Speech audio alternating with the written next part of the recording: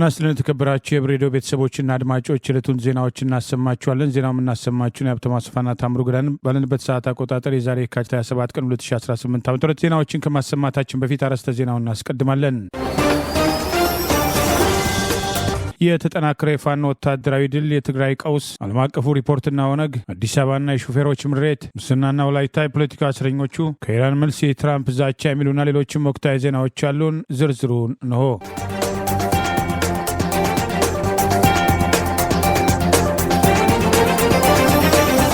ቴዎድሮስ በሜጫ ከፍተኛ ወታደራዊ ድል ተቀዳጀ። 97 የጠላት ኃይል ሲደመሰስ 35 መማረኩን የውጊያ ውሎን አስታኮ ባወጣው መረጃ አስታወቀ። የአማራ ፋኖ ብሔራዊ ንቅናቄ አፋብን ቴዎድሮስ 102ኛ ኮር 11ኛ ክፍለ ጦርና 22ኛ ክፍለ ጦር በጥምረት በወሰዱት መልሶ ማጥቃት እርምጃ በሜጫ ቀጠና በተለያዩ ግንባሮች ኮሩ ድል መቀዳጀቱን ዛሬ የካቲት 27 ቀን 2018 የነበረውን የውጊያ ውሎ አስታኮ ባወጣው መረጃ አስታውቋል። ጠላት ከተለያዩ አጎራባች ወረዳዎች ጭምር ከትላንት ምሽት ጀምሮ ያለውን ኃይልና ትጥቅ በማቀናጀት ወደ ሜጫ ቀጠና በማንቀሳቀስ የማጥቃት ዘመቻ በዛሬው ዕለት የሞከረ ቢሆንም የቴዎድሮስ 102ኛ ኮር 11ኛ ክፍለ ጦርና 22ኛ ክፍለ ጦር በጥምረትና በተቀናጀ መንገድ ጠላት ላይ ወሰዱትን እርምጃ ተከትሎ ጠላት ያላሰበው ሰብአዊና ቁሳዊ ኪሳራ ማስተናገዱ ተገልጿል። በቀጠናው ላይ ያለውን የወገን ኃይል ሙሉ ለሙሉ ለመደምሰስ ለአስጨራሽ ፍልሚያ በተለይም አማሪት ቀጠና ላይ ያደረገ የጠላት ኃይል ውጊያን እንደ ቼዝ የሚጫወቱት የአበረ ኢማም ልጆች በጠላት የውጊያ እቅድ ውስጥ ገብተው እንደ ሰደድ እሳት ጠላትን ሲለበልቡት ውለዋል በማለት የቴዎድሮስ የህዝብ ግንኙነት ኃላፊ አርበኛ ማርሸት ፀሐዩ ይፋ ባደረገው በዚሁ መረጃ ገልጿል። ጠላት እንደ ፈረስ እየጋለበ ቢገባም እንደ ኤሊ እያዘገመ በእጅ እየተጨበጠ ተማርኳል ያለ ሲሆን በዚህ ውጊያ ውሎ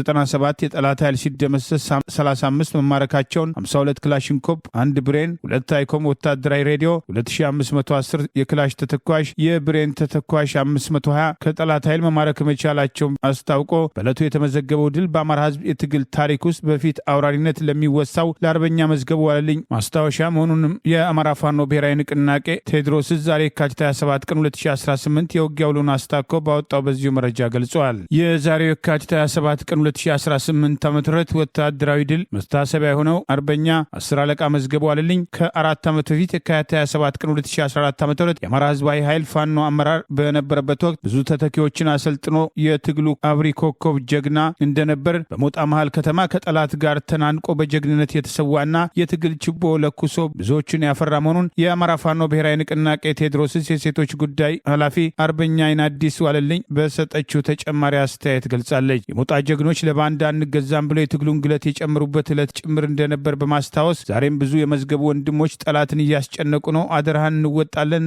ነፍስ በሰላም ትረፍ ወንድም አለን በማለት ክብርና ሞገስ ለሰማዕታት ስትል አርበኛ 10 አለቃ መዝገቡ ዋለልኝን መታሰቢያ የትግላችን ታሪካዊ ቀን ነው ስትል ገልጻለች። ይህ በእንዲህ እንዳለ የፋኖን ጥቃት መቋቋም ያቃተው አገዛዝ የተለያዩ አጀንዳዎችን በማሰራጨት ፋኖን ከህዝብ ለመነጠል የሚያደርገው መፍጨርጨር እንደማይሳካ የአማራ ፋኖ ብሔራዊ ንቅናቄ ሰሜን አማራ ቀጠና የህዝብ ግንኙነት ኃላፊ አርበኛ ዮሐንስ ንጉሱ ሙጬ አስታወቀ።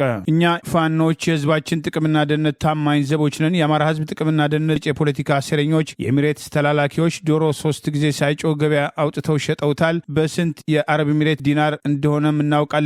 የደህንነት ጥበቃ የአማራ ልዩ ኃይልን በማፍረስና በመበተን ቀሪውን በራሳቸው ጫማ ልክ ጠፍጥፈው በጸረ አማራነት በማሰለፍ ፋኖ መሆኑ አርሶ አደሩ በአጭር ጊዜ ትጥቅ እንዲፈታ የአማራ ህዝብ ጥያቄዎችን በማዳፈን መጠነ ሰፊ ወታደራዊ ዘመቻ በማድረግ ጨፍጭፈዋል፣ አማራን አድቅቀዋል፣ ሀቀኛ ጥያቄዎቹን አፍነው አያሌ በደል ለማድረስ ታትረዋል በማለት የአማራ ፋኖ ሁለንተናዊ ጫናና ብርቱ ቁርጠኝነት ተጋድሎ የጎኑ ጋት ሆኖ ሰቅዞ ሲያፈርሳቸው በፖለቲካ ተቀባይነት የተተፋው ቡድን በደንባራ አይኑ ስስ ጉዳዮቻችንን አዛብቶ በማቅረብ ተደናብሮ ለማደናበር ሲታትር ይስተዋላል በማለት የአገዛዙን ተራ የፖለቲካ ቅስቀሳ በተመለከተ አስተያየቱን ሰጥቷል። በስልጣን ለመቆየት በቂ ምክንያትና ተስፋ የለሹ የወላለቀው ወንጀለኛ አገዛዝ እንደ ሰው ለመኖር እንዳንችል ሰብአዊ መብታችን ላይ በመዝመት ክደቱን አጠናክሮ ቀጥሏል። በስትራቴጂክ ጉዳዮቻችን የደነደነ የማይናወጥ አቋም አለን። የህዝባችን ጥቅምና ደህንነት ለማስከበር የዘመንን የሁሉም አማራ አልፎም የአገሪቱ ታማኝ ዘቦች ነን በማለት ዛሬ የካቲት 27 ቀን 2018 ዓ.ም አገዛዙ እያሰራጨ ላለው ውዥንብር የበኩሉን ምላሽ ሰጥተዋል።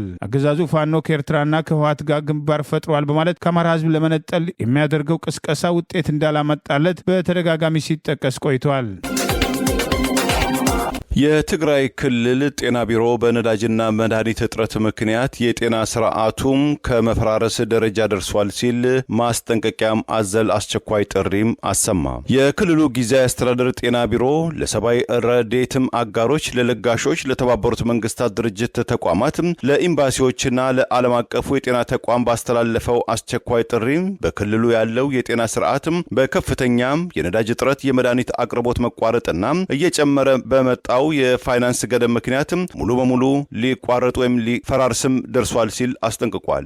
ቢሮው በየካቲት 26 2018 ባወጣው አስቸኳይ ጥሪ የህይወት አድን አገልግሎት ዳግም መጀመር ካልቻለ በሚሊዮኖች የሚቆጠሩ ሰላማዊ ዜጎች ሊከላከል በሚችል በሽታና ሞት ለአደጋም ይጋለጣሉ በማለት በአስቸኳይ ዓለም አቀፉ ማህበረሰብ ጣልቃ እንዲገባ ሲል አሳስበዋል። በሚሊዮን የሚቆጠር ሰላማዊ ዜጋም ሊቀለበስ ለሚችል ህመምናም ለሞት በሚዳርጉ አደጋዎች እንዳይቀጩ አፋጣኝ ጣልቃ ገብነት ያስፈልጋል ያለው ቢሮው በዓለም አቀፍ ህግም ጥበቃ ሊደረግለት የሚገባ በመሆኑና በፖለቲካዊ ምክንያት ሊገደብም እንደማይገባውም አስገንዝበዋል። የዓለም አቀፉ ጤና ድርጅትም ተቋም በእንግሊዝኛው ምህጻረ ቃል WHO መተዳደሪያ ደንብን በማጣቀስ ማንኛውም የሰው ልጅ ከፍተኛ የጤና ደረጃ አገልግሎት የማግኘት መብት እንዳለውና ይህም መሰረታዊ የሰብአዊ መብት በማንኛውም ሁኔታ ሊከበር ይገባል ሲል ቢሮ አጽንኦትም ሰጥቷል።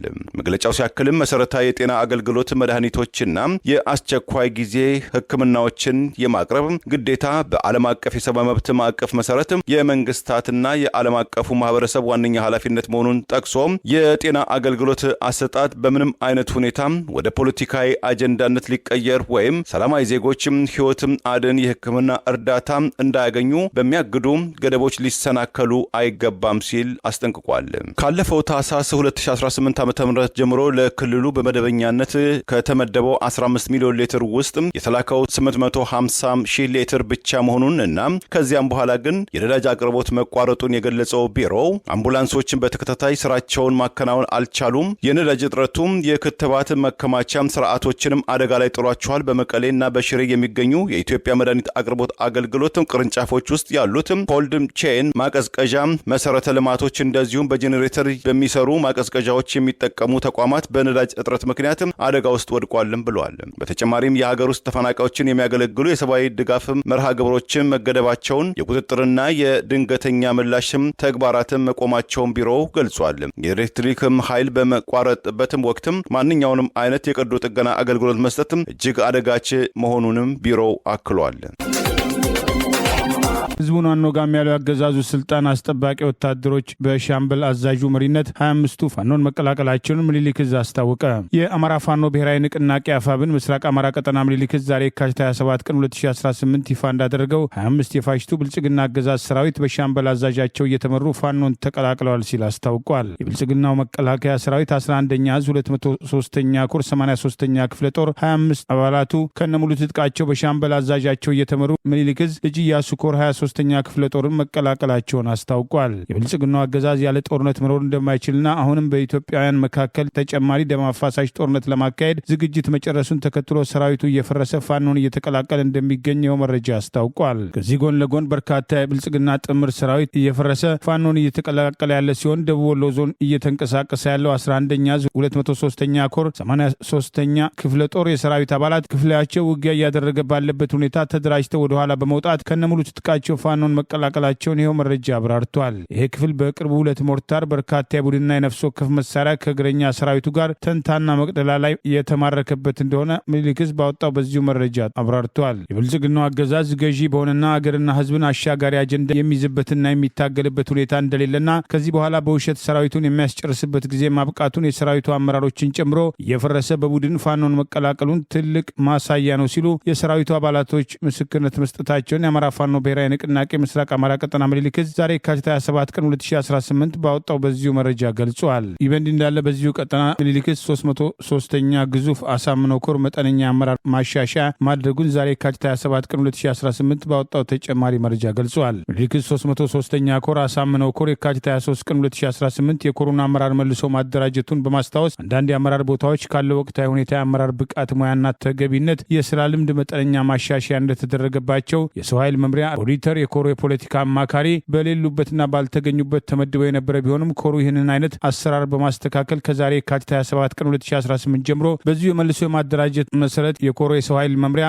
አርበኛ ባለሟል ሽመልስና ኦዲተር አርበኛ ጥጋቡ ሲሳይን ኮሩ የመደበ ሲሆን የኮሩ የፖለቲካ አማካሪ ተመድበው የነበሩት አቶ ፍቅረ ማርያም ደሴ ባልተገኙበት ተመድበው የነበረ ሲሆን ኮሩ ይህንን አይነት አሰራር በማስተካከል ከዛሬ የካቲት 27 ቀን 2018 ጀምሮ ከተመደቡበት ኃላፊነት ያነሳቸው መሆኑን በአጭር ጊዜ ውስጥ በሌላ አማካሪ እንደሚተካቸው ኮሩ ያወጣውን መረጃ መሰረት አድርጎ ምኒልክ ዛሬ የካቲት 27 ቀን 2018 ባወጣው ተጨማሪ መረጃ ገልጿል። ፋኖ በተከታታይ ያወጣውን የምህረት አዋጅ መሰረት በማድረግ ካገዛዙ ስልጣን አስጠባቂ ጦር በተጨማሪ በባንዳነት አንሰለፍም ያሉ ሚሊሻና አድማ ብተና ፖሊሶችም በተለያዩ ግንባሮች ለፋኖ እጃቸውን እየሰጡ ሲሆን የፖለቲካ አመራሮችም ተመሳሳይ እርምጃ እንዲወስዱ ፋኖ ጥሪ ማድረጉ አይዘነጋም።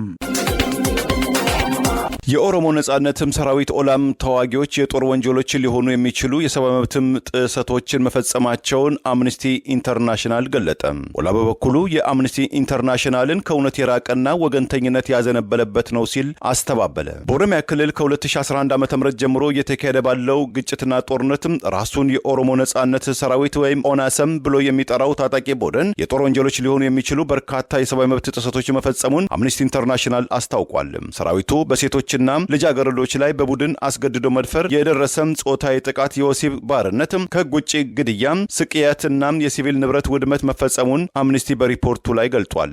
ዓለም አቀፉ የሰብአዊ መብት ተሟጋች አምነስቲ ኢንተርናሽናል ዛሬ ባወጣው ይፋዊ ሪፖርቱ የምርመራ ሪፖርቱ በኦሮሚያ ክልል በቄለም ወለጋ ዞን ሳዮና አንፌሎ ወረዳዎች በሰላማዊ ዜጎች ላይ በተለይ በሴቶችና ልጃገረዶች ላይ የኦነግም ታጣቂዎች ፈጽሟቸዋል የተባሉትን የጭካኔ ድርጊቶችን የሰነደ መሆኑን አስታውቋል።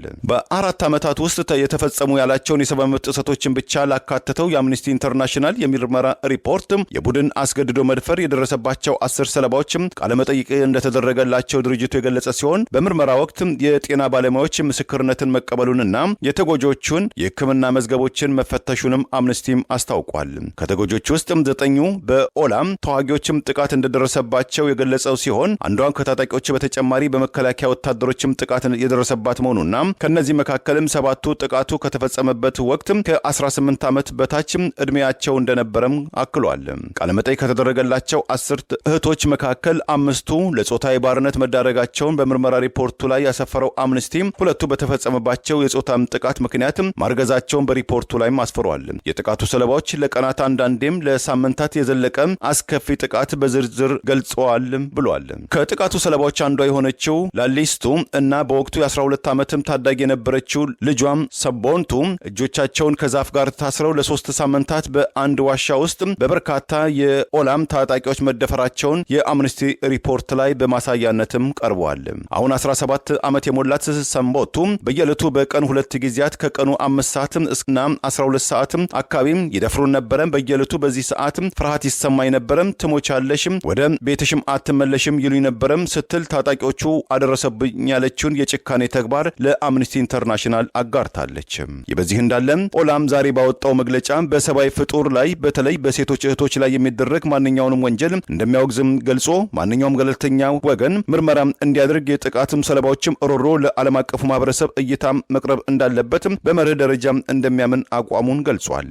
ኦላም በተመለከተ ከአምነስቲ ኢንተርናሽናል የወጣውን ሪፖርት መሰረታዊ እውነታዎችንና የምርመራ ስልቶችን አላካተተም ያለው ታጣቂ ቡድኑ ጥቃቱ የሚፈጸመው በኦላም ታጣቂዎችም ሳይሆን የታጣቂ ቡድኑን አባላትም አለባበስንናም ተክለሰውነትን የሚኮርጁ ያላቸውን የጦርነትም ተዋናዮች በሰላማዊ ዜጎች ላይ ጥቃት እንደሚፈጽሙ በዋሽንግተን ፖስት፣ በሮይተርስም በኢትዮጵያ ሰብአዊ መብትም ኮሚሽን ሳይቀርም በገለልተኛ የተረጋገጠ ነው። ትክክለኛ ወንጀለኛም ካልታወቀም ተጠያቂነትም ማስፈን አስቸጋሪ ነው በማለትም ኦላም ራሱን ተከላክሏል። የአምነስቲ ኢንተርናሽናል የወንጀል ምርመራ በአንድ ቡድን ታጣቂ ቡድን ላይ ማለትም በኦላ ላይ ብቻ እንዳነጣጠረ የገለጸው ታጣቂ ቡድኑ የተባበሩት መንግስታትም ከ3 ዓመታት በፊት በ7103 ሰላማዊ ዜጎች ላይ የደረሰውን የሰብአዊ መብት ጥሰት ይፋ ባደረገው ሪፖርቱ ላይ 70% የሰብአዊ መብት ጥሰቱ የሚፈጸመው በመከላከያ ሰራዊት፣ በፖሊስ አባላትና በሚሊሻ እንደሆነ የተቀሩትም 22.3% ወንጀሎች የተፈጸሙት በታጣቂ ቡድኖቹ መሆኑን ያወሳው ኦላም የአምነስቲ ሪፖርትን በእውነተኛነት ያልተመሰረተ ወገንተኝነት ያዘነበለበት ነው በማለትም ተቃውሞውን አሰምቷል።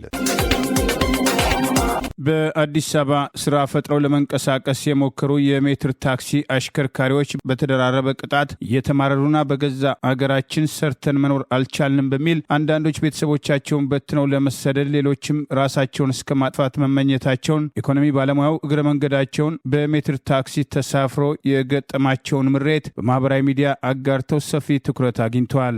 በአዲስ አበባ በሜትር ታክሲ የተሰማሩ ወጣቶች ከመንግስትና ከቤተሰብ ጥገኝነት ራሳቸውን አላቀው ወንጀል ርቀው ህይወትን ለማሸነፍ እየታገሉ ቢሆንም በተደራረበ የትራፊክ ቅጣት ቅጥ ባጣ ደንብና መመሪያ ተጥሷል በሚል እየተወሰደባቸው ያለው ጫና ህይወታቸውን እያስመረረው መሆኑን በምሬት አንዱ አሽከርካሪ የሰጠውን ምስክርነት መሰረት አድርጎ ኢኮኖሚ ባለሙያና የቀድሞ የዴፓ ሊቀመንበር አቶ ሙሼ ሰሙ በማህበራዊ ሚዲያቸው ያጋሩት ገጠመኛቸው የብዙዎችን ትኩረት አግኝቷል። አሽከርካሪዎች ላይ እየደረሱ ያሉ ችግሮችን የሚያጋልጠው ማህበራዊ ሚዲያ ጭምር አጀንዳ አድርጎታል። በሜትር ታክሲ ላይ የተሰማሩ ወጣቶች ራሳቸውን ከወንጀል ተከላክለው ስራ ፈጥረው እየተንቀሳቀሱ ቢሆንም በአዲስ አበባ ከተማ ውስጥ ከ300 ሺህ በላይ የማይተናነሱ ወጣቶች በዚህ ስራ ላይ ተሰማርተው እንደሚገኙ የጠቀሱት የኢኮኖሚ ባለሙያው አቶ ሙሼ ሰሙ እነዚህ ዜጎች ግዴታ እንዳለባቸው ሁሉ ሰርቶ የመብላት መብታቸው ሊከበርላቸውና ሊረጋገጥላቸው ይገባል በማለት እግረ መንገድ የተሳፈሩበት የሜትር ታክሲ አሽከርካሪ ወጣት ቤተሰቡን በትኖ እስከ መሰደድ ያደረሰውን መማረር በተመለከተ ገጠመኙን አጋርተዋል። ከመንግስትና ከህዝብና ከቤተሰብ ጫንቃ ላይ ወርደው ራሳቸውን ለመቻል ሲፍጨረጨሩ ስራቸውን ለማከናወን የሚያስችላቸውን አመቺ ሁኔታ መፍጠር መበረታታትና መታገዝ አለባቸው። በራሳቸው ጥረት እዚህ ከደረሱ መንግስት ብሶታቸውን ሊያዳምጥና መፍትሄ ሊፈልግላቸው ይገባል። የት ቦታ ቆመው ተሳፋሪ ጭነው አውርደውና ተሳፋሪ ጠብቀው መስራት እንደሚችሉ ስርዓት ሊበጅላቸው ይገባል።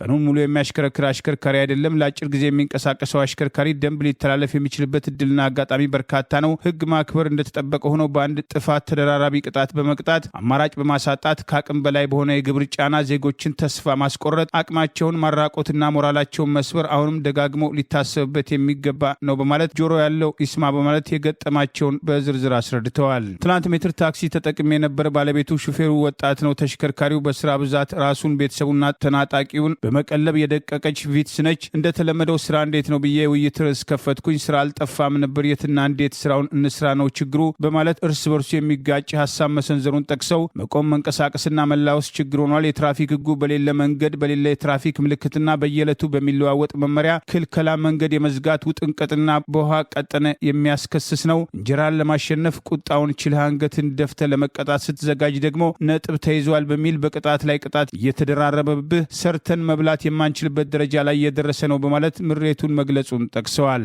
አንድ ሰው በአንድ ጥፋት እንዴት 2-3 ይቀጣል? እውነቱን ለመናገር ከፍቶኛል። ልጅ ባይኖረኝ መኪናዬን ሸጬ እሰደድ ነበር ያለው ወጣት እኛስ ዜጎች አይደለንም? ጥገኛ ከመሆን ወንጀለኛ ከመሆን ሰርተን እንብላና ያልነው ምን አጠፋን? የሚያየን ችግራችን የሚረዳና የሚሰማን እንዴት እናጣለን? ጎዳና ብንወጣ ቤተሰብ ሀገርና መንግስት አይጎዳም ሲል እንደጠየቃቸውም ጠቅሰዋል። ውጤት ሳይመጣለት ቀርቶ ቤተሰቦቹ በገዙለት ተሽከርካሪ የሜትር ታክሲ ስራ እንደጀመረና በአንድ ወቅት ስራው ጥሩ ስለነበር ቤተሰብ እንደመሰረተ የገለጸው ወጣት በኑሮ ውድነት ላይ ልጅ ይዞ ስራውን ማስቀጠል እያዳገተው እንደሆነና ጎማ መግዛት ተሽከርካሪው ማደስ እንዳቃተው በዚህ ከቀጠለ ደግሞ አንድ ቀን ተሽከርካሪው ተንገጫቅጮ እንደሚቆምና አማራጭ ስለሌለው ቤተሰቡን ጥሎ ሊሰደድ ወይም ራሱን ሊያጠፋ እንደሚችል መግለጹንም ጭምር ገልጸዋል። ታውቃለህ በዚህ ሳምንት ብቻ 3 የተቀጥች ያለው ነጥብ ተይዞብሃል በሚል ከዋነኛ ቅጣቱ ጋር ተደማምሮ 5,000 ብር እንድከፍልና ትርፉን በሙሉ ለቅጣት እንዳስረክብ ባለፈው ዓመት 55,000 ብር በወር 5,000 ብር ግብር በመክፈሉ ለክፉ ቀን ጥሪት ብሎ የያዘውን ገንዘብ ማሟጠጡንም ጭምር በዚሁ ገጠመኛቸው ገልጸው ይሄ በመቶ ሺህ የሚቆጠሩ ወጣቶች ምሬት መፍትሄ እንዲያገኝ ጥሪያቸውን አቅርበው በማህበራዊ ሚዲያ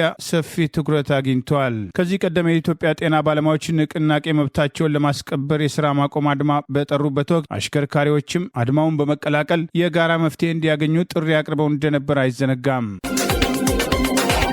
በኦሮሚያ ክልል ምስራቅ ወለጋ ዛሬም የአማራ ብሔር ተወላጆች ላይ ያነጣጠረ ጥቃት እየተፈጸመ ነው። የነዋሪዎች ቤት እየተቃጠለ ሲሆን የእስልምና እምነት ተከታይ የሆኑ የአማራ ብሔር ተወላጆች በጾሙ ህይወታቸውን ለማትረፍ ጫካ ለጫካ እየተሳደዱ መሆኑን፣ ተጨማሪ የድሮን አሰሳ በአካባቢው እየተካሄደ መሆኑን የሚጠቅሱ መረጃዎች ወጥተዋል። በኦሮሚያ ክልል ምስራቅ ወለጋ ዞን ሲቡ ሰሬ ወረዳ ደንገዮ ጉዩ ቀበሌ ዛሬ የካቲት 27 ቀን 2018 ዓ.ም የአማራ ብሔር ተወላጆች የሚኖሩባቸው መንደሮች ላይ የኦሮሚያ ልዩ ገዳ ኮማንዶና የአካባቢው ሚሊሻ ሚሊሻዎች ሰላማዊ ሰዎች ላይ ጥቃት መሰንዘራቸውን፣ ቤት በጅምላ ማቃጠላቸውን ከአካባቢ የወጣው መረጃ ይገልጻል። ፋኖ ናችሁ በሚል ህዝብን በመፈረጅ በማንነታቸው ጥቃት ከፍተውባቸዋል። መኖሪያ ቤቶች እያቃጠሉ ነው። በተለይም በአካባቢ የእስልምና እምነት ተከታይ የሆኑ የአማራ ብሔር ተወላጆች በብዛት መኖራቸውን ተከትሎ በጾሙ እየተሰነዘረባቸው ያለውን ጥቃት ተከትሎ ህይወታቸውን ለማትረፍ ጫካ ለጫካ እየተንከራተቱ አንዳንዶችም ራሳቸውን ስተው እስከ መውደቅ የደረሱ መሆናቸውን የሚጠቅሱ መረጃዎች ወጥተዋል። በአካባቢው ምንም አይነት ጦርነት በሌለበት ሰላማዊ ሰዎች ላይ በተቀናጀ መንገድ የኦሮሚያው ገዳግ ኮማንዶና የአካባቢው ሚሊሻዎችና ባለስልጣናት ግንባር ፈጥረው የሰነዘሩት ጥቃት በአካባቢው ላይ የአማራ ብሔር ተወላጆችን ሀብት እየለዩ እያወደሙ ሰላማዊ ሰዎችን እያጠቁ ሲሆን የሚችሉትን ዘርፈው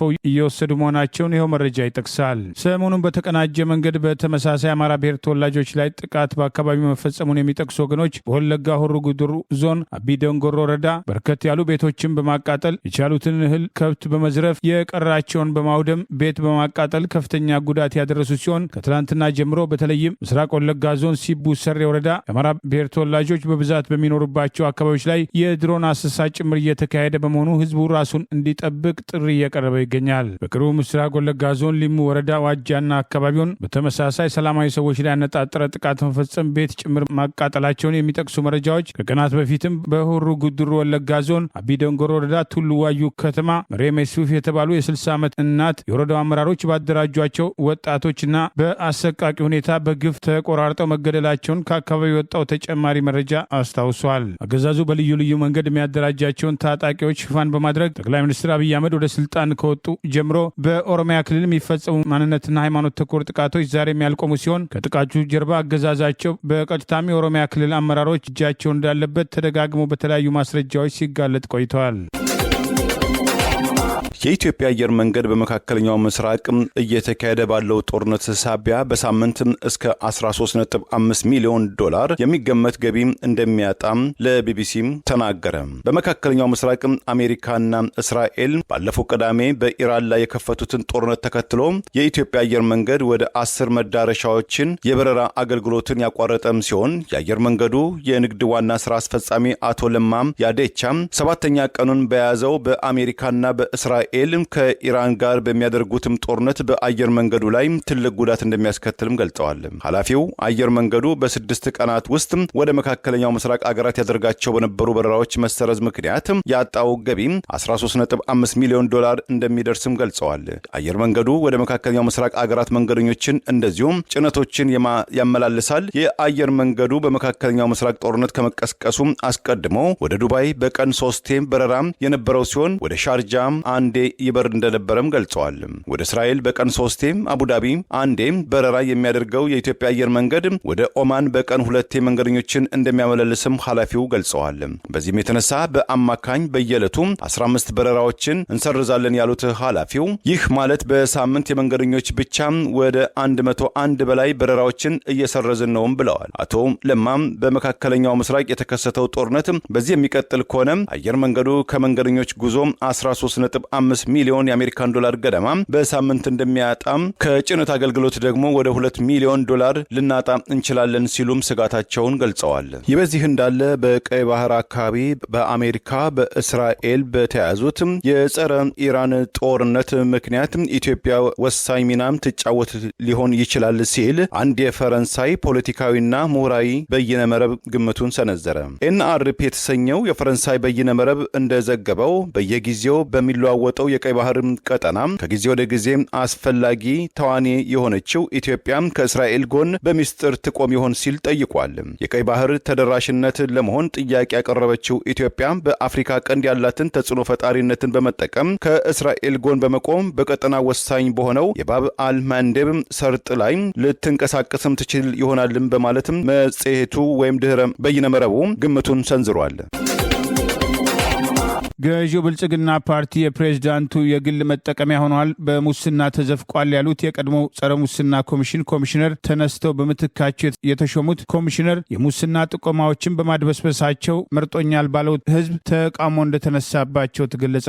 ገዢው ብልጽግና ፓርቲ ህግና ስርዓት የማያከብር በሙስና የተዘፈቀና ፓርቲውም የፕሬዝዳንቱ አብይ አህመድ የግል ጉዳይ አስፈጻሚ ሆኗል፣ ህግና ስርዓት ሊከበር ይገባል በማለት የቀድሞ ጸረ ሙስና ኮሚሽነርና የአማራ ብልጽግና ፓርቲ ከፍተኛ አመራር የነበሩት አቶ ጸጋ አራጌ በጊዜው ወይዘሪት ብርቱካን ሚደቅሳ ለሚመሩት ምርጫ ቦርድ አቤት ያሉ ቢሆንም ምርጫ ቦርድ ጉዳዩን አድበስብሶ አብይ አህመድ ከስልጣን ካነሳቸው በኋላ በምትካቸው የጸረ ሙስና ኮሚሽን ኮሚሽነር ሆኖ የመረጣቸው ዶክተር ሳሙኤል ኡርቃቶ ገዢው ብልጽግና ፓርቲ አስቀድሞ የተቆጣጠረውን ምርጫ ታሳቢ በማድረግ መርጦኛል ወዳሉት ህዝባቸው ሲሄዱ የሙስና ጥቆማዎችን በማድበስበሳቸው ተቃውሞ እንደቀረበባቸው ታውቋል። ላለፉት 5 ዓመታት የወላይታ ህዝብ በታሪክ አይቶት የማያውቀው ዘርፈ ብዙ ግፍና መከራ ሲፈራረቅበት በፓርላማ ወከልን ያሉት የጸረ ሙስና ኮሚሽን ኮሚሽነሩን ጨምሮ 13 ከዞኑ የተመረጡ የህዝብ ተወካዮች ምክር ቤት አባላት ዝምታ መምረጣቸውን፣ በተቃራኒው ግን ዛሬም በአገዛዙ የግፍ እስር ላይ የሚገኙት የቀድሞ የአብን አመራርና የምክር ቤት አባላት አቶ ክርስቲያን ታደለ ለህዝቡ ድምፅ መሆናቸውን የጠቀሰው ደብሊውቲ ሚዲያ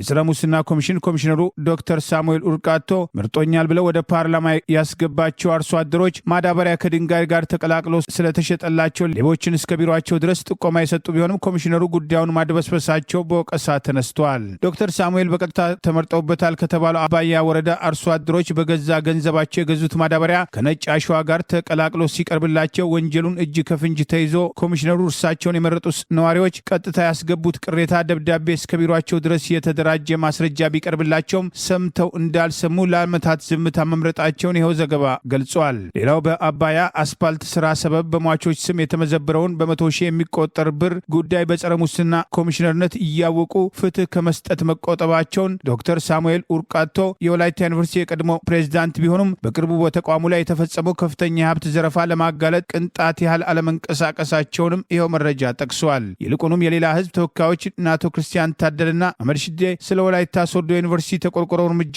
እስኪወስዱ ድረስ ኮሚሽነሩ የጥቅም ተጋሪ በሚመስል ዝምታ ተሸብበው መቆየታቸውን የህዝቡ እምነት መሸርሸሩንም ጭምር ይኸው መረጃ ጠቅሷል። የጸረ ሙስና ኮሚሽን ኮሚሽነር የተባሉትና የሙስና ጉዳዮችን ጭምር ያድበሰበሱት የወላይታ ህዝብ ስቃይ ለፓርላማ ከማሳወቅ ይልቅ የግል ጥቅማቸውን መርጠው በዝምታ መቆየታቸውን የቁጫ የዘይሴ ተወካዮች ለወከላቸው ህዝብ በፓርላማ ሲሟገቱ፣ የወላይታ ተወካዮች ግን በስደት የሚሰቃየውን ወጣት የስርዓት ቁጥሩን መጨመርና ያመራሩን ብልሹ አሰራር ከመናገር ይልቅ አንገታቸውን ደፍተው አሳልፈዋል በማለት ወቀሳ አቀርቦባቸዋል። 5 ዓመት ሙሉ የተነበራቸው የሚለው ጥያቄ በየመድረኩ እየተሰማ ሲሆን ወጣቶች በከፍተኛ ተቃውሞ በህዝብ ቁስል ላይ አትቀልዱ የሚል መልእክት ምርጫውን ታሳቢ ማድረግ ህዝቡን ልንጎበኝ መጣን በማለት ለማነጋገር የሞከሩት የጸረ ሙስና ኮሚሽን ኮሚሽነሩን ጨምሮ ከአካባቢው የተመረጡ የፓርላማ አባላትና ህዝቡን አንድ ቀን አስታውሰውት የማያገኙ በየመድረኩ ተቃውሞ እየቀረበባቸው መሆኑን ይኸው መረጃ ጠቅሷል። የቀድሞው ጸረ ሙስና ኮሚሽን ኮሚሽነር አቶ ጸጋ አራጌ አብይ አህመድ ህገወጥ መሆኑንና ፓርቲውም ሙሰኛ መሆኑን በይፋ ከገለጹና ለምርጫ ቦርድ ቅሬታ ካቀረቡ በኋላ አብይ አህመድ ከስልጣን ላይ ካወረዳቸው በኋላ ጠቅላይ ሚኒስትሩ ራሳቸው መራጭና አስመራጭ በሆኑበት የብልጽግና ፓርቲ አንደኛ ድርጅታዊ ጉባኤ አቶ ጸጋ አራጌን፣ አቶ ገዱ አንዳርጋቸው፣ አቶ ዮሐንስ ቧያለውን ጨምሮ ከ30 በላይ አማራ ብልጽግና ፓርቲ ከፍተኛ አመራሮችን በማባረር በአማራ ኮታ የቀድሞ የህወሓት አመራር የነበረውን ዛዲግ አብርሃን ጭምር የአማራ ብልጽግና ፓርቲ አመራር አድርገው መሾማቸው በጊዜው መነጋገሪያ እንደነበር አይዘነጋም። አብይ ፕሬዝዳንት እንዲሆን እጩ የቀረበውን ሰከንድ የሚያደርግ ሰው ካለ የእሳቸውን ሀሳብ የሚደግፍ ማለት ነው። በእንደዚህ አይደለም በመናገር ነው። እሺ ጥሩ ሰከንድ የሚያደርግ በርካታ ሰው ስላወጣ ይቅርና አብይ ባለፉት 4 ዓመታት ብልጽግናን ስለመራ አሁን ይበቃዋል፣ ከአብይ የተሻለ ሰው ብንመርጥ ለኢትዮጵያም ለብልጽግናም ይበጃል እና እጩ ሆኖ መቅረብ የለበትም የሚል ሰው እድል ልስጣው። ጸጥታ ይሄ ብዙ ሰዎች የሚታዘቡት ምርጫ ነው። ዲሞክራሲያዊ መሆን አለበት። እንደዚህ አይነት ሀሳብ ያለው ሰው ካለ ለማድመጥ ዝግጁ መሆን ያስፈልጋል። የቀድሞ የህወሓት ሴት ታጋዮች በሰሜን ኢትዮጵያ ውስጥ ሌላ ዙር ጦርነት ማየት እንደማይፈልጉም ገለጹ። ላለፉት 2 ዓመታት በሰሜን ኢትዮጵያ በተካሄደው ደም አፋሳሽ ጦርነት ላይ ከህዝባዊ ወያነ ሓርነት ህወሓትም ጎን በመሰለፍ የተዋጋችው የ20 ዓመቷ አበባ አምዱ ለቢቢሲ ትግርኛ ክፍለ ጊዜ በሰጠችው አስተያየት በዚያም ዘግናኝ ጦርነት ሁሉንም ነገሬን አጥቻለሁ። በመጀመሪያም ኮሮናም ተከሰተም፣ ትምህርትም ተቋረጠም፣ ከዚያ ጦርነትም ተከፈተም። ቤተሰቦቼም አባቴና እናቴ በቀደመ ጦርነት ውስጥ የተሳተፉ በመሆናቸው ጦርነትን በወሬ ሳይሆን በተግባር አውቀዋለሁ አሁን እንጂ ወላጅ አባቴ የቀድሞውን ስርዓትም ሲዋጋ መስዋዕት በመሆኑ በእኛ ትውልድ ውስጥ ጦርነት እንደ አንድ የኑሮ አካል ተደርጎ በመወሰዱ በዚያም ባህል ውስጥ አድገናልን ብላለች። ሴቶችም እህቶችም ሊደፈሩ ይችላሉ በሚል ስጋትም ህወሓትን ለመቀላቀል የወሰነችው የዩኒቨርሲቲ ተማሪ የነበረችው አበባ ድህረ ጦርነቱ አይምሮዬም ሆነም ሰውነቴም ተጎድቷል፣ በአንድ ወገኖች ባለማወቅ መገለል ደርሶብኛል ብላለች። በአሁኑ ወቅት በሁሉም አካባቢም ጦርነት ይኖራል የሚል ስጋትም መኖሩን የተመለከተችው የቀድሞዋም የመቀሌ ሰባ እንደርታም ኮከብ የእግር ኳስም ተጫዋች ጋዜጠኛ አበባም ጦርነትም ዘላቂ መፍትሄ ነው ብዬም አላምንም፣ ምክንያቱም የጦርነት መጨረሻው ድርድር በመሆኑ ሌላ ዙር ሌላ ግጭት ማየትን ከቶንም አልሻም ብላለች። የጥብቅና ባለሙያና የሁለት ልጆች እናት የሆነችው የቀድሞዋ ተዋጊ የ30 ዓመቷም ሰላም ኃይሉ እንዲሁም እርሷም ታናሽ እህቷን በመቀላቀል ወደ ህወሓት ኃይሎች ጋር መቀላቀሏን ገልጻ በእነዚያ የጦርነት ወቅት ብርቱ ፈተናዎችም እንደገጠሟት ሌላው ቀርቶ የሴቶች ተፈጥሯዊ ግዴታዎችን ሲከሰቱ እንኳን ምን አይነት ስሜት እንደሚሰማቸው በጓዶቿም አካባቢ ግንዛቤ እንደሌለም ሴቶች ከወንዶች እኩል ብልህ አይደሉም የሚል የተሳሳተ አመለካከት እንደነበረ ይህንንም በይፋ በመቃወሟ ለስራት ለአንድ ቀን እንደተጋለጠችም ገጠመኛዋን ገልጻለች። ከዚህም አኳያም ከኛ የበለጠም ስለ ሰላም አስፈላጊነት ሊነግረን ማንም አይችልም፣ ተጨማሪ መስዋዕትነት መክፈል አይገባንም በማለትም ሰላም ስለ ሰላም ያላትን አቋም ገልጻለች። የመቀሌ ዩኒቨርሲቲ መምህር የሆነችው የ30 ዓመቷ ረሃዋላም ገብረመድህንም እንዲሁም በጦርነት ወቅት የገጠማትን ውጣ ውረድም የሰዎች ሞትም ቁስለትን የእጽዋታ ትንኮሳን በማየቷም ገጠመኛዋን ገልጻም ዛሬ ላይ ወደ መደበኛ ስራዋ ብትመለስም የቀድሞ ስሜቴም አልተመለሰም፣ ምንም የሚሰጠኝ መልካም ነገር የለም በማለትም ለሰላም ያላትን ቁርጠኝነትም ገልጻለች። በአማራ ማንነታቸው ሳቢያ በስር ላይ ከሚገኙ የህሊናና የፖለቲካ እስረኞች መካከል በተለያዩ መዝገቦች የአገዛዙን የፈጠራ ክስ ተከትሎ የሚግሏሉ ዛሬም ፍርድ ቤት ቀርበዋል። ለአገዛዙ ወግነው በህዝባቸው ላይ የዘር ማጥፋትና የጦር ወንጀል ስደት እንዲፈጸም ባለመደገፋቸው የበቀል እርምጃ ሰለባ መሆናቸው ተገልጿል። በአማራ ህዝብ ላይ ይፋ ጦርነት ያወጀው አገዛዝ በአማራ ማንነታቸው ሳቢያ አልተባበሩኝም ያላቸውና የአገዛዙን የዘር ማጥፋት፣ የጦር ወንጀል፣ መፈናቀልና ስደት ባለመደገፋቸው በተለያዩ መዝገቦች ተካተው በሽብር የተከሰሱ በአማራ ማንነታቸው ሳቢያ የአገዛዙ የፖለቲካና ህሊና እስረኞች መካከል ዛሬ የካቲት 27 ቀን 2018 ዓ.ም በተለያዩ መዝገቦች መቅረባቸው ተገልጿል። በነ እስራኤል መስፍን አበበ ለዛሬ መዝገቡ የተቀጠረው የአቃቤ ህግ ምስክሮችና የከሳሽና የተከሳሾች የሰነድ ማስረጃ ክርክርን መርምሮ ብይን ለመስጠት መሆኑ ቢገለጽም ዳኞች ገና አልጨረስንም በማለታቸው ለመጋቢት 9 ቀን 2018 ዓ.ም የተለመደ ተለዋጭ ቀጠሮ ተሰጥቷል። በነፈለቀ ታደሰ መዝገቡ የተቀጠረው የሰነድ ማስረጃን በተመለከተ በከሳሽና በተከሳሾች መካከል የተደረገውን ክርክር መርምሮ ብይን ለመስጠት በሚል ቢሆንም ብይኑ አልቋል፣ ተበይኗል። ይሁን እንጂ ፖሊስ ሶስተኛ ተከሳሽ ብሩክ ብናልፍ አሁን ያለበትን ሁኔታ በተመለከተ መረጃ ካላመጣ በዕለቱ ችሎት የተገኙት እነፈለቀ ታደሰ አባቡ፣ ዮሐንስ አንዳርጌን በተመለከተ የተሰጠው ብይን ማንበብ አንችልም በማለት ዳኞቹ እንዳናነብላችሁ ህግና መመሪያው ይከለክለናል በማለት ለመጋቢት 7 ቀን 2018 ተለዋጭ ቀጠሮ ሰጥተዋል። በእስር ላይ ከሚገኙት ከ300 በላይ የሚሆኑ የአማራ ብሔር ተወላጅ ህሊናና የፖለቲካ እስረኞች መካከል የተካተቱትን ከእነዚሁ እስረኞች መካከል በነ ቢንያም ሸጋው መዝገብም 14 ተከሳሾች ዛሬ የካቲት 27 ቀን 2018 ፍርድ ቤት መቅረባቸውን የፍርድ ቤት ውሎውን መሰረት አድርጎ አብሎክሰን አንድነት በላከው በዚሁ ዘገባ መዝገቡ የተቀጠረው የአቃቢ ህግ ምስክሮችን ለማድመጥ የነበረ ቢሆንም ከሳሽ አቃቢ ህግ አልተዘጋጀንም በማለቱ ለመጋቢት 16 ቀን 2018 ተለዋጭ ቀጠሮ ተሰጥቷል። ሌላው ጋዜጠኛና የሰብአዊ መብት ተሟጋች የሆነው ማይክ መላክ ዛሬ የካቲት 27 ቀን 2018 በችሎት የተገኘው አሉኝ ያላቸውን የመከላከያ ምስክሮች ለማሰማት የነበረ ሲሆን በዚህ መሰረት አንደኛ የመከላከያ ምስክር አሮን ትርፌና ስድስተኛ የመከላከያ ምስክር እስክንድር ሽፈራው በዕለቱ ችሎት የቀረቡ ሲሆን ነገር ግን የምስክርነት ቃላቸውን አለመስጠታቸውን ይኸው ዘገባ ጠቅሷል። የተከሳሹ ሁለተኛ የመከላከያ ምስክር ስንታየው ንጋቱ በምርመራ ወቅት ከተፈጸመበት ድብደባ ጋር በተያያዘ በፖሊስ ሆስፒታል የሕክምና ክትል ቀጠሮ ስላለው በችሎት ያልተገኘ ሲሆን ስንታየው ንጋቱን ጨምሮ ሌሎች ቀሪ የመከላከያ ምስክሮችን ለመስማት ቀደም ሲል የተያዘላቸውን መርሃ ግብር ለመጪው ሰኞ ቢሆንም በዕለቱ የተገኙት አሮን ትርፌና እስክንድር ሽፈራውን ጨምሮ ሁሉም ምስክሮች መጋቢት 21 ቀንና መጋቢት 22 ቀን 2018 በቀረቡበት እንዲሰሙ ይደረጋል በሚል ተለዋጭ ቀጠሮ መሰጠቱ ታውቋል።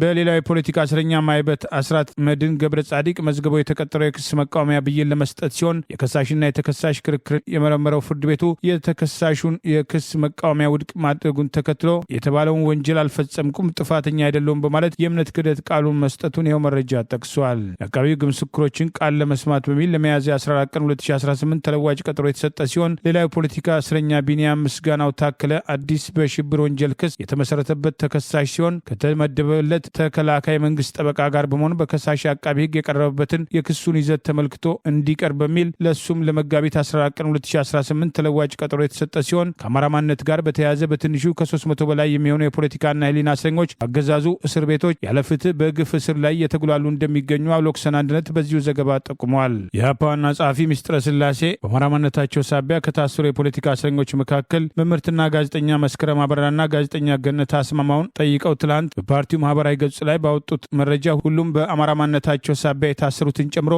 የህሊናና የፖለቲካ እስረኞች ያለምንም ቅድመ ሁኔታ እንዲፈቱ በተለይም የጤና ሁኔታ አሳሳቢ የሆነችው ጋዜጠኛ ገነት አስማማውን በተመለከተም ትኩረት እንዲሰጣትና ህዝቡ መስዋዕትነት እየከፈሉለት ያሉ የህሊናና የፖለቲካ እስረኞችን ሊያስባቸው እንደሚገባ ጥሪ ማድረጋቸውን ጠቅሰን መዘገባችን አይዘነጋም። በኢራን ላይ መጠነ ሰፊ ወታደራዊ ጥቃት እያካሄዱ የሚገኙት የአሜሪካው ፕሬዚዳንት ዶናልድ ትራምፕም ከኢራን መልስ ፊታችን ወደ ኩባም ያዘነብላል አሉ። ኩባ በበኩሏም ቴህራን እንዴት ሰነበተች በማለት ወደ ኢራን ስልክ መደወሏን አስታወቀች። የአሜሪካው የዓመቱ የእግር ኳስ ሜጀር ሊግ ሶከር ሻምፒዮና የሆነው የነ ሊዮ ሜሲም ሉዊስ ሱዋሬዝ ክለብ የሆነው ኢንተር ሚላን በዋይት ሃውስ በትላንትናው ዕለት የተቀበሉት ፕሬዚዳንት ዶናልድ ትራምፕ የወቅታዊ የመካከለኛው ምስራቅ የኢራን ጦርነትን በተመለከተ ኩራት በሰጡትም አስተያየትም የአሜሪካና የእስራኤል ወታደሮችም ጠላት ያሉትን የኢራን መንግስትን ሙሉ በሙሉ እየደመሰሱ ይገኛሉ። ትውልደ ኩባዊው የአሜሪካ የውጭ ጉዳይ ሚኒስትር ማርኮ ሩቢዮም ድንቅም የሆነም ስራም በኩባ ዙሪያም እየሰሩ ነው በማለትም ዶናልድ ትራምፕም ለውጭ ጉዳይ ሚኒስትሩ ያላቸውን አድናቆትም አጋርተዋል። በትላንትናው ዕለትም ከፖለቲኮ ጋዜጣ ጋር ቃለ ምልልስ ያደረጉት ፕሬዚዳንት ትራምፕም የኢራን አገዛዝም ወይም ሬጂም ከተወገደ በኋላም የኩባም ሬጂም እንደዚሁ ይወድቃል በማለትም ከ1960 ኤሮፓ አቆጣጠር ጀምሮ ላለፉት 66 ዓመታት የአሜሪካ ማዕቀብ ሰለባ የሆነችው ካለፈው ጥር ወር ጀምሮ ከቬንዙዌላ የሚገባላት ነዳጅ ሙሉ በሙሉ የተቋረጠባት ትንሿ የካሪቢያን አገር ኩባን ለስንት ጊዜያትም ኩባም እንደዚህ ሆነች፣ ኩባ እንዲህ አደረገች የሚል ዜናን የምንሰማው ለ50 ዓመታት የጊዜ ጉዳይ ነው። ይህ ነገር ለእኔ ቀላል ነው በማለትም ኩባም ቀጣዩ የአሜሪካም ኢላማ እንደምትሆን ፕሬዚዳንት ትራምፕም ፍንጭም ሰጥተዋል። የፈረንሳይ የዜና አገልግሎት ኤፍፒ እንደዘገበው የኩባው ወዳጅም የሆኑትም የቬንዙዌላው ፕሬዚዳንት ኒኮላስ ማዱሮ እና ባለቤታቸው ባለፈው ጥር በአሜሪካ ኮማንዶች ከቤተ መንግስታቸው ታፍነው ወደ ኒውዮርክ ከተጋዙ በኋላ ኩባም ከቬንዙዌላ የምታገኘው ነዳጅ አቅርቦትም ካለፈው ጥር ወይም ከፈረንጆቹ ጃንዋሪ 9 2026 ጀምሮም ተቋርጧል። የአየር መንገዶች የትራንስፖርት እንቅስቃሴን በእጅጉም ታውቋል። ፕሬዚዳንት ትራምፕና የውጭ ጉዳያቸው ማርኮም በኩባ የመንግስት ለውጥም እንዲካሄድም ይደግፋሉ ብለዋል። በተያያዘ ዜናም ኩባም ከእኛ ጋር ለመደራደር ፍላጎት አላት የሚል አስተያየትም ለሲኤንኤን የሰጡት ፕሬዚዳንት ትራምፕም በዚህ ጉዳይ እንዲመክሩ የውጭ ጉዳይ ሹማቸው ማርኮ ሩቢዮን ወደ ሃቫና ለመላክም እቅድ እንዳላቸው ዛሬም ተናግረዋል። የኢራን ባለስልጣናት እጅ ካልሰጡ ድርድር እንደማይኖር የገለጹት የአሜሪካው ፕሬዚዳንት ትራምፕም ዛሬ በተናገሩበት ወቅትም ከኢራን መልስ ወደ ኩባም ቢሉም የኩባ የውጭ ጉዳይ ሚኒስትር ቡርኖ ሮድሪጌዝ በትላንትናው ዕለትም ከቴህራን አቻቸው አባስም አርጌቼ ጋር የስልክ ውይይት ያደረጉ ሲሆን ከእስራኤልና ከአሜሪካም በኢራን ላይ የተካሄደውን ጥቃት ዙሪያም የመከሩ መሆናቸውም ተገልጿል። የኩባ ባለስልጣን ጥቃቱ የተፈጸመው የተባበሩት መንግስታት ቻርተርና ዓለም አቀፍ ሕግጋትን የሚጣረስ እንደሆነ በመግለጽ ኩባም ከእስላሚክ ሪፐብሊክ ኢራን መንግስትና ህዝብ ጎን እንደምትቆም የኩባው ባለስልጣን መናገራቸውን ኢራን ፕሬስም ዘግቧል። የኤርትራ መንግስት በእምነታቸው ምክንያት ለእስራት ተዳርገው የነበሩ በርካታ ወንጌላውያን አማኞችን መልቀቁን ምንጮችም ገለጹ። ለጉዳዩ ቅርበት ያላቸው ምንጮችን ዋቢ ያደረገው ቢቢሲም ትግርኛው ክፍለ ጊዜም ቁጥራቸው ከ40 የሚበልጡም ሰዎችም ከዋናው ከተማ አስመራ አቅራቢያ ከሚገኘው ማይሰርዋም ወታደራዊ እስር ቤት የተለቀቁት ባለፉት ቀናት ውስጥ ነው ብሏል። የኤርትራ መንግስትም ክልከላም የጣለባቸው የክርስትና ቤተ እምነቶችም ተከታዮችም የሆኑ በመቶዎች የሚቆጠሩ የአገሪቱ ዜጎችም ከቅርብ ጊዜ ወዲህ ከእስራት እየተለቀቁ መሆኑን በዘገባው ላይ ተመልክቷል። ባለፈው ጥር ወር መጀመሪያ አካባቢ ጋሽ ባርካ በሚባለው የኤርትራ ክፍል ውስጥ በእስራት ላይ የነበሩ 13 የወንጌላውያን እምነት ተከታዮች ከእስራት መውጣታቸውን ያወሳው ዘገባው በተመሳይ በህዳር ወር ክስም ሳይቀርብባቸውና ካለ ፍርድ ቤት ውሳኔ ለዓመታት በእስራት ላይ የቆዩ 100 የሚጠጉ የተለያዩ የክርስትና እምነትም ቅርንጫፎች አብያተ ክርስቲያናት አባላት ከእስራት መለቀቃቸውንም ገልጿል። ባለፉት ወራት የኤርትራ መንግስት ከሃይማኖት ተከታዮች በተጨማሪ ለ18 ዓመታት በእስራት ላይ የቆዩ ነጋዴዎችን፣ የጸጥታ ኃይል አባላትንና ሌሎችንም ከማይሰርዋ እስር ቤትም መልቀቁንም ተወስቷል። በቅርቡ ከእስራትም ከተለቀቁትም ሰዎች መካከል ሴቶች እንዲሁም ባልና ሚስቶችም ጭምር እንደሚገኙበትም የቢቢሲ ምንጮችም አክለዋል። ከ20 ዓመት በፊትም የኤርትራ መንግስት ባለስልጣናት በርካታ የእምነት ተቋማትን በይፋ በማገድ መሪዎቻቸውንና ተከታዮቻቸውን ለእስራት መዳረጋቸውን መሆናቸውን ያወሳው ዘገባው ከሁለት አስርት ዓመታት በላይ በስርዓት ላይ ከሚገኙ የሃይማኖት መሪዎች መካከል ዶክተር ክፍሉ ገብረ መስቀል፣ ቄሲስ ዶክተር ፍጹም ገብረ ንጉስ፣ ቄሲስም ዶክተር ተክለ አብ መንግስተ አብ፣ ቄሲስ ገብረ ሚካኤል ገብረ ጊዮርጊስ፣ ፓስተር ኪዳኔ ወልዱና ፓስተር ኃይሌ ናይዝጊ እንደሚገኙበትም ገልጿል።